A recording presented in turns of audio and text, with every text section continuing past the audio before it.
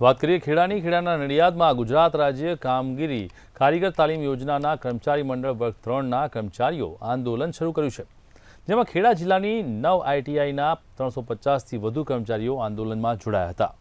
21મી એક ટ્વીટ અને મેસેજ તેમજ 22મી પેન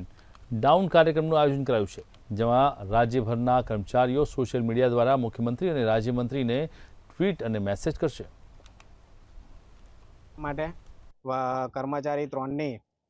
ગયા જૂનમાં જે બદલી કરી છે, તો એ બદલીમાં 1260 જેટલા કર્મચારીઓની બદલી કરીને અધિકારીઓએ મન ફાવે તેવા વર્તન કરીને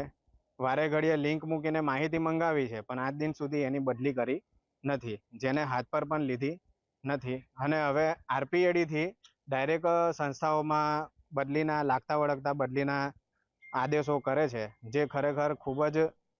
દ્રોણ કાર્ય છે। જે પડતર પ્રશ્નો છે, પડતર પ્રશ્નો અમારે એનો નિકાલ માટે અમે અત્યારે આ આંદોલન કરીએ છીએ અને અમે એવું ઈચ્છા રાખીએ છીએ કે જે કંઈ પણ અમારી માંગો છે ને અમારું જે પડતર પ્રશ્નો છે, જેમ કે બદલીના મુદ્દા છે